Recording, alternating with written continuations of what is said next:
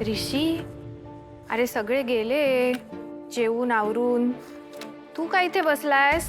अगं काही नाही, साधना मावशी ग अचानक गायब झाल्या, कोणाला काही सांगून नाही गेल्या, काही कळतच नाही काय झालं.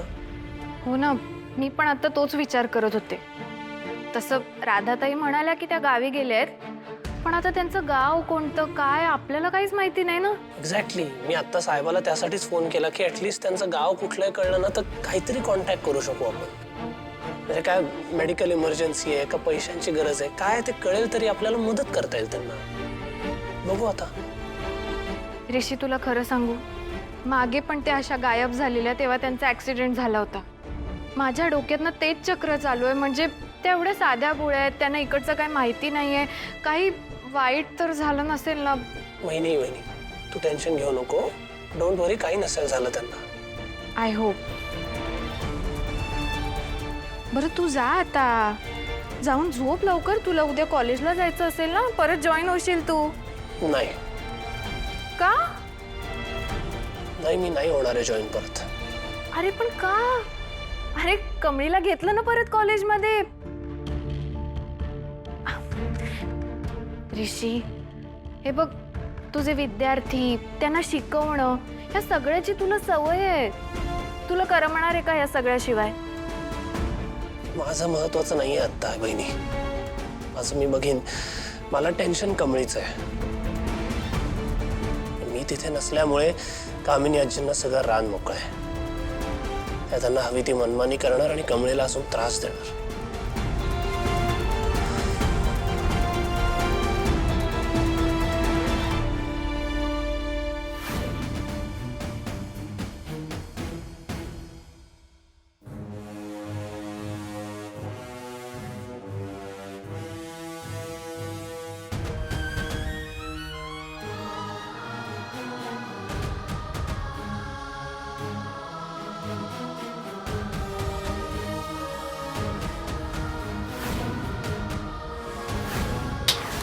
आई, तिची यात काहीच चूक नाहीये, सगळं मीच केलं आहे. आई मुलाच्या पवित्र नात्याला, आजी नातीच्या प्रेमळ नात्याला कलंक लावलाय तुम्ही. तू आज या घरातूनच नाही तर माझ्या आयुष्यातूनच बाहेर निघून जा. आजी, तुमची लय आठवण येते हो. मी या हॉस्टेलमध्ये या आधी बी राहिलोय खरं. आज असं वाटायलंय का मी पहिल्यांदाच आलोय. चुकल्यासारखं वाटायला लागलंय. मी तुमच्याकडे राहिला होतो तेव्हा रोज ह्या टायमाला मी तुमच्या संग, आजोबांसंग गप्पा मारत बसायचो. दिवसभराचं जे काही टेन्शन असायचं ते मोकळं झाल्यासारखं वाटायचं.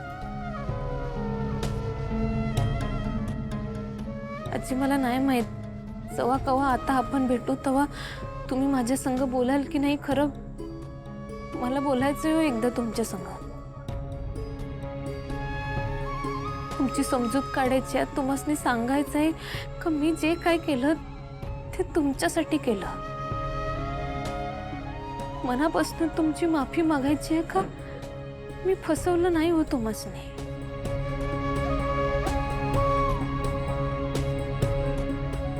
कमळे, काय झालं?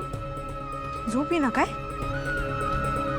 नाही अगं, काही नाही. उद्या तेच आपल्या परीक्षेचा विचार करत होतो.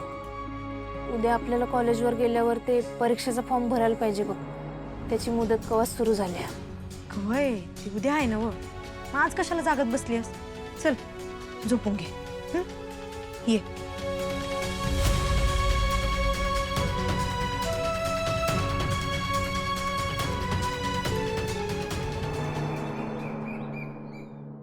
मला सांगा, विद्यार्थ्यांच्या एक्झाम फॉर्मचं काय स्टेटस आहे? म्हणजे आतापर्यंत किती अपलोड झाले? मॅडम, कालपर्यंत जवळजवळ सगळेच विद्यार्थी आंदोलनात सहभागी होते. त्यामुळे 70% फॉर्म भरायचे बाकी आहेत. ओके, एक काम करा, सगळ्यांना स्ट्रिक्ट वॉर्निंग द्या आणि आजच्या आज सगळे फॉर्म भरून घ्या. हो मॅडम, सगळ्या विद्यार्थ्यांनी सकाळपासूनच फॉर्म भरण्यासाठी गर्दी केली आहे. होतील आज भरून. Good. May I come in ma'am? Ma'am फॉर्मवरती साईन हवी होती. एक मिनिट. कसला फॉर्म आहे तो? मॅडम, हा कॉलेजच्या फीमध्ये सवलतीसाठीचा अर्ज आहे. हो, दाखवा दाखवा.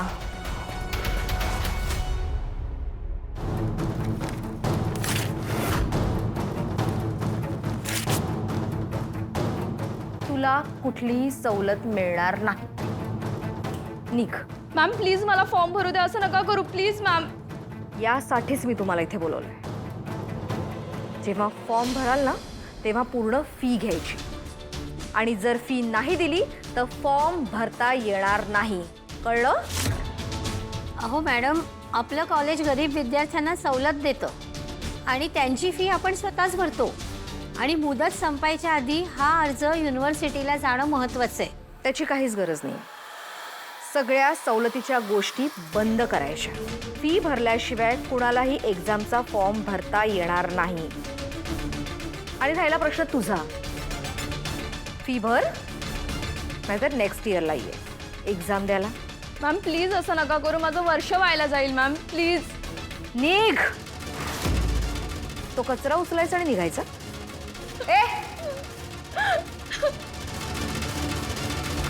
मी हा बाण तर मारलाय, कारण माझं टार्गेट दुसरंच कोणीतरी आहे.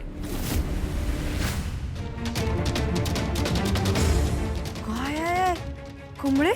अगं रेशनची लाईन लागल्यासारखी लाईन लागली आहे ही. आपला नंबर केव्हा यायचा? येईल ग. एक काम कर, तू इतर रांगत उभा राहा, मी आपल्या सवलतीच्या फॉर्मवर जरा साईन घेऊन येतो. ठीक. दिव्या अगं काय काय झालं?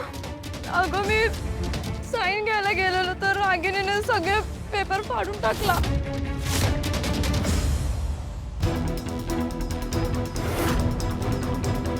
काय कमळे, मला आता असं वाटतंय आत्ता जाऊन त्या रागिणी काकीला टिप्पीर द्यावं. निंगे शांत हो, जरा ठण घे. नाही कमळे, तुला काय कळलं ना वय? हे समजा मुद्दाम तू फॉर्म भरू नये म्हणून केलेला खोडसाळपणा आहे.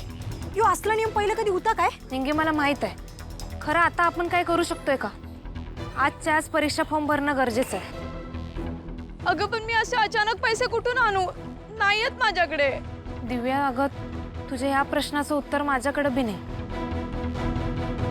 जरी आपल्याला सवलत असेल तरी आपण आपला स्वाभिमान सोडायचा नाही. तू रडू नको, काय तर मार्ग नक्कीच निघेल.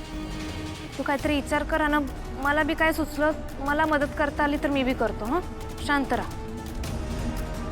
काय म्हणलीस? मदत करतो? कमळे अगं, आपल्याकडेच पैसे नाहीत, तिची कशी मदत करणार आहेस तू? अगं आपण कुठनं आणणार आहेत पैसे? मी काय म्हणतो कमळे, आपण राजन काकासने जाऊन सांगूया काय? नाही अमर ऋषी सर?